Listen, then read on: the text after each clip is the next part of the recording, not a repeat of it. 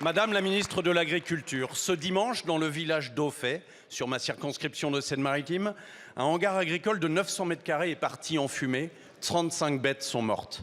Avant, c'était à Taute, Bacqueville, Saint-Marc ou Lamerville, tous villages de ma circonscription. En tout, 11 enquêtes sont en cours et piétinent, malgré le travail acharné de la gendarmerie.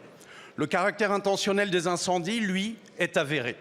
Ainsi, l'insécurité vient s'ajouter à la longue liste des urgences du monde agricole.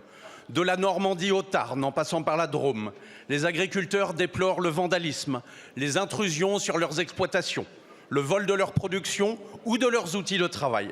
Le 4 mars, la gendarmerie annonçait par exemple le démantèlement d'un réseau spécialisé dans le vol de GPS agricoles, 3 Roumains étant interpellés. Si les statistiques restent vagues, on sait au moins qu'entre 2023 et 2024, les vols de GPS ont augmenté de 25%.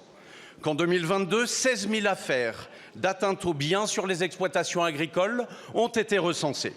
La psychose s'installe et lorsque ce n'est pas la survie financière des exploitations qui est engagée, c'est le moral des agriculteurs et de leurs familles qui est sapé. Demain, ce sont les assurances qui pourraient tout bonnement se retirer. Certaines ont commencé à le faire. Alors ne peut-on pas offrir un autre horizon à nos agriculteurs que des rémunérations trop faibles et désormais une insécurité galopante?